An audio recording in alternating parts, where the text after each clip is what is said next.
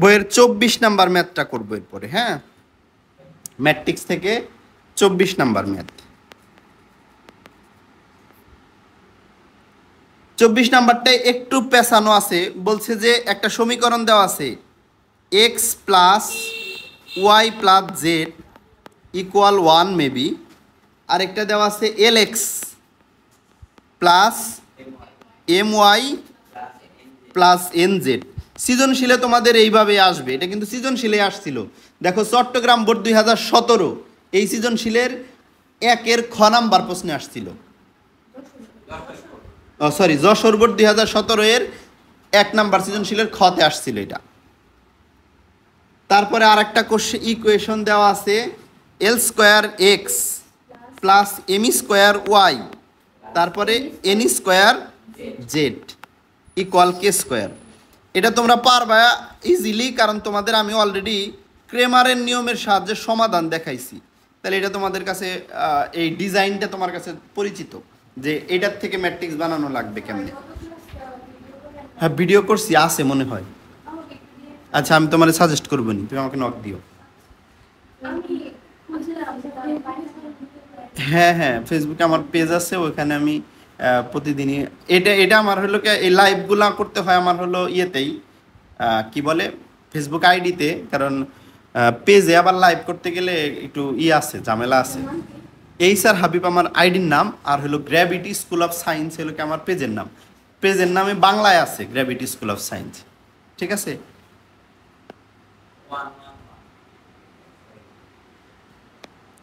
তাহলে আমরা একটু এই কথাটা লিখি, এক্স ওয়াই ও জেড এর সহগ গুলো দ্বারা গঠিত নির্ণায়ক বলছে না, ম্যাট্রিক্স। আচ্ছা, গঠিত ম্যাট্রিক্স নিম্নরূপ।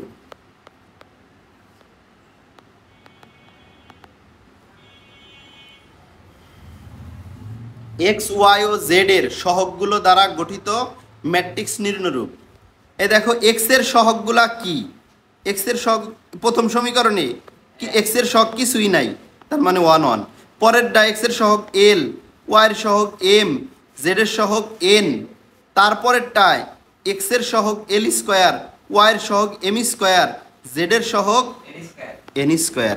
এইটা থেকে কি বানাইতে হবে, সহগ নিয়ে গঠিত ম্যাট্রিক্স এ হলে দেখাও যে ডিটারমিনেন্ট অফ এ, এটার ডিটারমিনেন্ট হবে কত, এল মাইনাস এম। হ্যাঁ, তারপরে এম মাইনাস এন, তারপরে এন মাইনাস এল। এই জিনিসটা প্রমাণ করতে হবে। তাহলে তোমরা এখন কি করবা, অবশ্যই লেফট হ্যান্ড সাইড নিয়ে কাজ শুরু করে দিবা। 1, এটা কিন্তু 1, পরেরগুলো আবার এল। 1 1 1, তারপরে এটা হচ্ছে L M N, L square M square N square, এইরকম।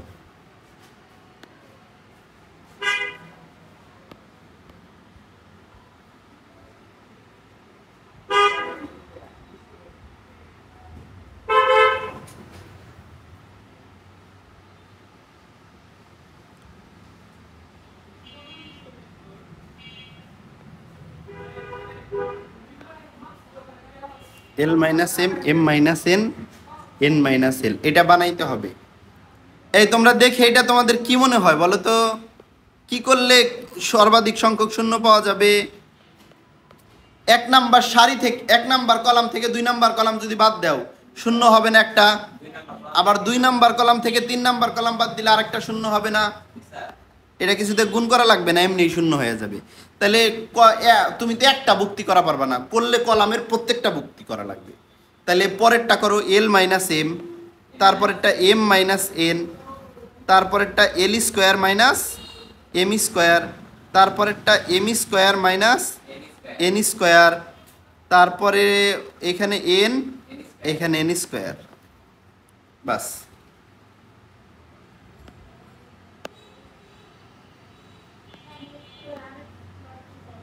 আরেকবার বুঝিয়ে দিব? আচ্ছা, বুঝিয়ে দিচ্ছি।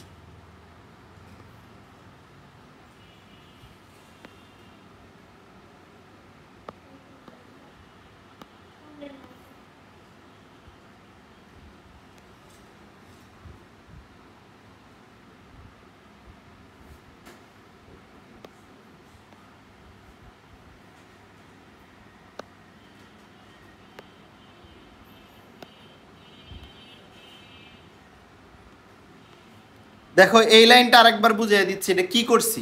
আমি সাইড নোট লিখে নিই আগে। আমি এইখানে যে কাজটা করছি, 1 নাম্বার কলাম থেকে 2 নাম্বার কলাম বিয়োগ করছি। আবার 2 নাম্বার কলাম থেকে আমি একটু এইটা লিখতে পারি, C1 প্রাইম সমান C1 মাইনাস C2, আবার C2 প্রাইম সমান সমান C2 মাইনাস C3। এটা হলো আমার সাইড নোট। এই দেখো 1 নাম্বার কলামের ভুক্তিগুলা কি কি, এইগুলা না, এইগুলা থেকে 2 নাম্বার কলামের ভুক্তিগুলা বাদ দিছি। বাদ দিয়া যা হয় তা আবার 1 নাম্বার কলামে বসাইছি। এই যে 1 থেকে 1 বাদ দিলে 0, এল থেকে এম বাদ দিলে এল মাইনাস এম, এল স্কোয়ার থেকে এম স্কোয়ার বাদ দিলে এল স্কোয়ার মাইনাস এম স্কোয়ার। আবার 2 নাম্বার কলাম থেকে 3 নাম্বার কলামের ভুক্তিগুলা বাদ দিছি। দেখো 1 থেকে 1 বাদ দিলে কত 0, এম থেকে এন বাদ দিলে কত এম মাইনাস এন, তারপরে এন, তারপরে M square minus M square, N square থেকে বাদ দিলে M square minus N square, তারপরে এন স্কোয়ার। বুঝছো? এরপরে তোমরা তো 2টা শূন্য হয়ে গেছে, তোমরা তো এখন বিস্তার না করে আর কিছু করতে পারো না, অবশ্যই বিস্তারই করবা। প্রথম কলাম বরাবর যখন তুমি বিস্তার করবা তখন দেখো প্রথম কলামের 2টা তো শূন্য, এটা বাতি, তাহলে এইটার জন্য শুধু আসবে। এখন এইটার জন্য যখন করবা এটা সারি আর কলাম বাদ, এনে 1 লিখে নিতে পারো, না লিখলেও চলবে, কারণ 1 তো 1ই, 1 দিয়ে তো চেঞ্জ হয় না। এবার এটা সারি আর কলাম বাদ দিলে যেগুলা থাকে সেগুলা গুণ করো, L minus M into M square minus N square, তার থেকে বিয়োগ করতে হবে M minus N into L square minus M square. এই যে বিয়োগ করলাম।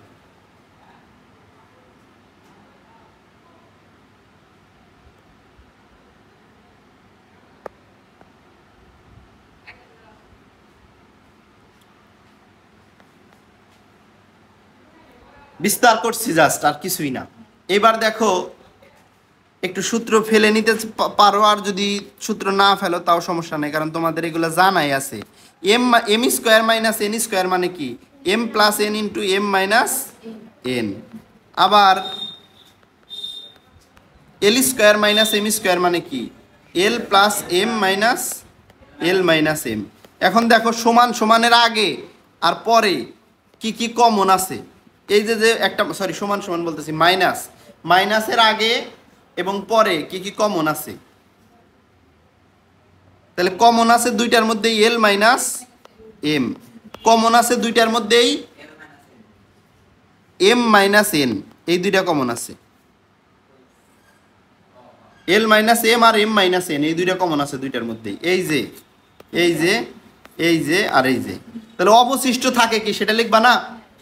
তাহলে এই পাশে থাকে অবশিষ্ট এম প্লাস এন, আর বিয়োগ চিহ্ন আছে মাঝখানে বিয়োগ, আর এই পাশে থাকে L plus M. Third bracket আটকেলাম। এখন থার্ড ব্র্যাকেট উঠিয়ে দেই, সামনের চিহ্ন দিয়ে গুণ করে দেই, এম সেকেন্ড ব্র্যাকেট আর কি, M plus N minus L minus M. তাহলে উভয় পাশে এম আর এম কাটা এক জায়গায়, তাহলে থাকে N plus L, L minus M, M minus N, আর হচ্ছে এন মাইনাস এল।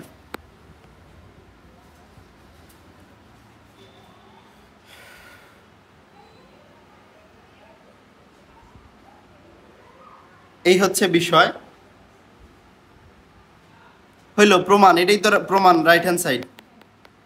এখানে প্রশ্নটা সরাসরি দেওয়া ছিল না, একটু প্রশ্নটা বানিয়ে নিতে হয়েছে, অতিরিক্ত কাজ এইটুকুই। কিভাবে, ওই 3টা সমীকরণ দেওয়া ছিল, ওই সমীকরণের সহগগুলা দ্বারা ম্যাট্রিক্সটা তোমাকে তৈরি করে নিতে হয়েছে, এই তাতারা কিছু না। আর ওইখানে আর একটা কথা বলছে, ডিটার, এই যে ডিইটি অফ, এটার দ্বারা প্রকাশ করছিল তো, মানে এ বলে নাই আর কি, ডিটি অফ এ লেখছে। এটা মানে কি জানো, ডিটারমিনেন্ট অফ এ। এই নির্ণায়কের ইংরেজি হলো ডিটারমিনেন্ট। সবসময় ইংলিশ টার্ম পড়ে যাবা, কারণ হায়ার এডুকেশনে সব ইংরেজিতে, এগুলোই পড়া আছে। ফার্স্ট সেমিস্টারে তুমি এখন পৃথিবীর যেখানেই পড়ো, মনে করো ফার্স্ট ইয়ারে দেখবা যে ইন্টারমিডিয়েটের এই পড়াগুলার বেসিকই থাকবে, অতএব এগুলো ইংরেজি পড়ে রাখবা। এই যে ডিটি অফ এ, এটা মানে হলো ডিটারমিনেন্ট অফ এ, মানে এ ম্যাট্রিক্সের ডিটারমিনেন্ট, নির্ণায়ক। এই যে এ ম্যাট্রিক্সের নির্ণায়কই তো এটা বের করলাম, বুঝছো? তাহলে এইভাবে আর কি